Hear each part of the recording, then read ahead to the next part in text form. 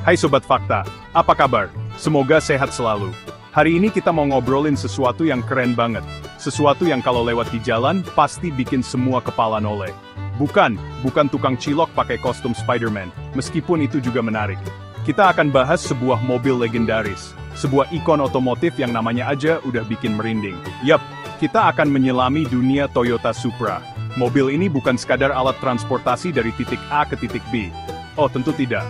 Ini adalah sebuah cerita, sebuah karya seni beroda 4 yang punya sejarah panjang dan epik, yang membuatnya lebih dari sekadar besi dan mesin. Perjalanan Supra ini dimulai jauh di masa lalu, tepatnya pada tahun 1978. Mungkin sebagian dari kita belum lahir ya. Waktu itu, namanya belum langsung Supra. Awalnya dia muncul sebagai Toyota Celica Supra, atau di Jepang dikenal sebagai Celica XX. Jadi, dia ini kayak anak sulung yang masih nebeng nama besar bapaknya, si Celica. Desainnya terinspirasi dari Toyota Celica Liftback, tapi dibuat lebih panjang dan lebih mewah. Tujuannya jelas, Toyota mau bersaing dengan mobil-mobil sport lain yang lagi ngetren saat itu, terutama Datsun Z-Series. Jadi ini adalah langkah pertama Toyota untuk menciptakan sesuatu yang spesial. Generasi pertama ini, yang kita kenal sebagai A40 atau A50, adalah fondasi dari semua kehebatan yang akan datang. Mobil ini dibekali mesin 6 silinder segaris, yang kelak akan menjadi ciri khas Supra. Meskipun tenaganya belum sebuas generasi-generasi berikutnya, dia sudah menunjukkan potensi. Mobil ini menawarkan kenyamanan dan gaya yang berbeda dari mobil sport Jepang lainnya pada masanya. Ibaratnya, dia ini anak baik-baik yang sopan, tapi kita semua tahu, di dalam dirinya ada jiwa pemberontak yang siap meledak kapan saja. Ini adalah pembukaan yang manis untuk sebuah legenda yang akan mengguncang dunia. Seiring berjalannya waktu, Supra mulai menemukan jati dirinya. Pada generasi kedua, A60, yang muncul di tahun 1981, desainnya jadi lebih tajam dan agresif. Lampu depannya yang model pop-up itu ikonik banget kan? Kayak mobil yang bisa ngedip genit ke kita. Disinilah Supra mulai sedikit demi sedikit melepaskan nama Celica. Dia mulai membangun reputasinya sendiri sebagai mobil sport yang serius. Generasi ini juga membawa peningkatan performa yang signifikan, membuatnya semakin disegani di jalanan. Ini adalah masa remaja Supra, di mana dia mulai cari perhatian dan menunjukkan kalau dia bukan anak kemarin sore. Nah, sekarang kita masuk ke bagian yang paling seru. Kenapa sih Supra ini sering banget disebut mesin buas? Jawabannya ada di balik kap mesinnya, terutama pada generasi keempat, yang kita kenal dengan kode A80. Generasi inilah yang melambungkan nama Supra ke stratosfer ketenaran.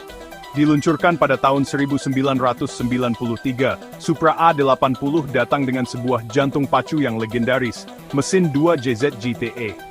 Coba sebut nama mesin itu di depan para pencinta mobil, dijamin mereka langsung senyum-senyum sendiri. Mesin ini adalah sebuah keajaiban rekayasa dari Toyota. Mesin 2JZ GTE ini adalah mesin 3,0 liter, 6 silinder segaris, yang dilengkapi dengan twin turbocharger.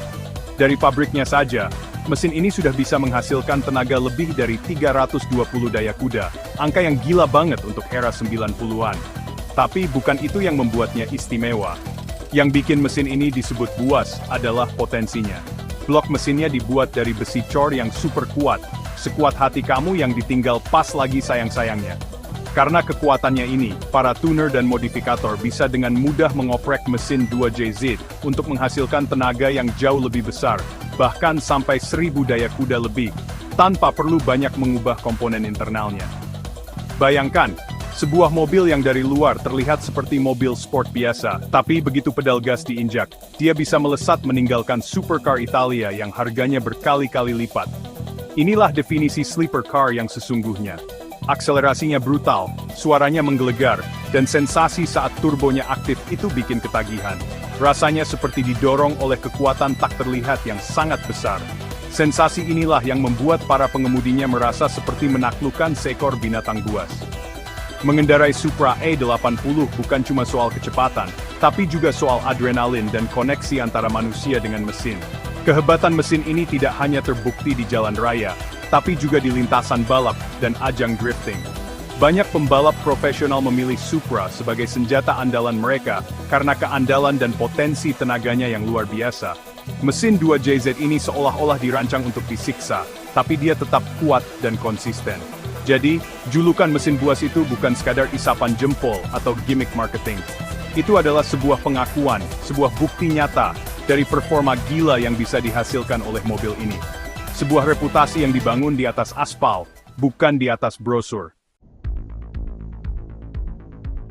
Kehebatan Toyota Supra tidak berhenti di spesifikasi teknis atau performa mesinnya saja.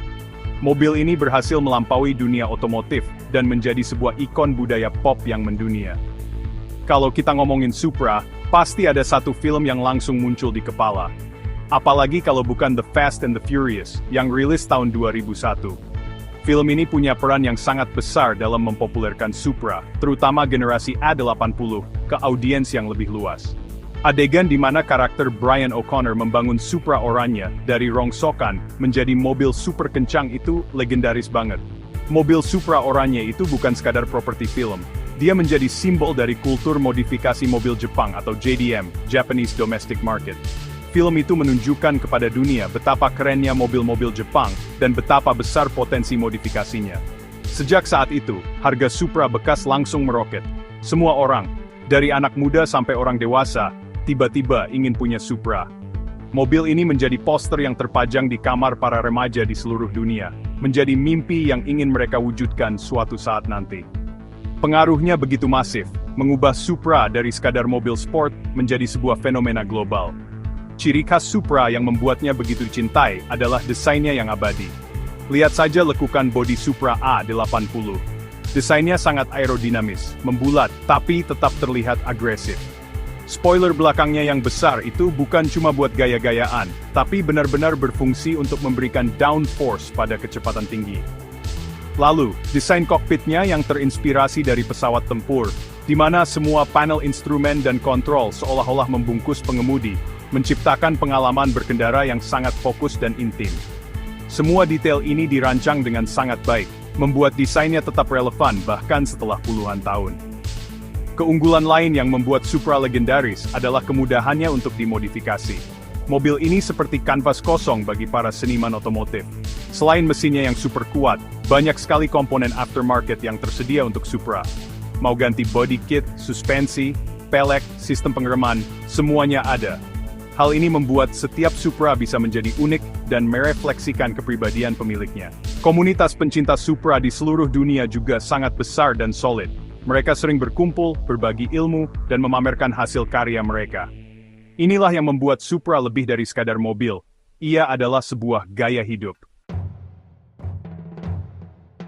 Setelah generasi keempat A80 mengakhiri produksinya pada tahun 2002, dunia otomotif seolah kehilangan sesuatu.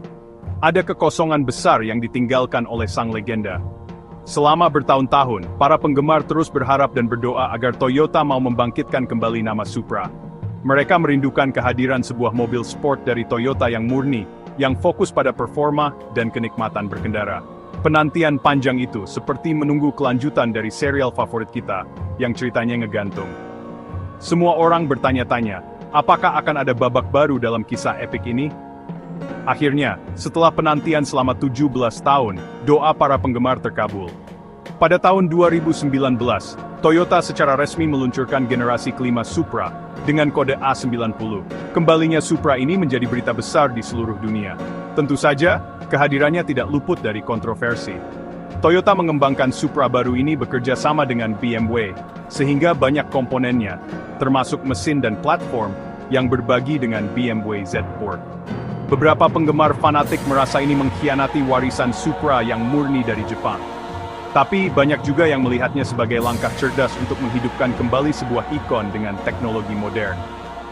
Terlepas dari semua perdebatan itu, satu hal yang pasti, Supra A90 adalah mobil sport yang luar biasa. Desainnya sangat agresif dan modern, terinspirasi dari mobil konsep Toyota FT1 yang keren banget. Performanya juga tidak main-main. Dengan mesin 6 silinder segaris dari BMW yang sudah dituning oleh Toyota, mobil ini sangat cepat, lincah, dan menyenangkan untuk dikendarai.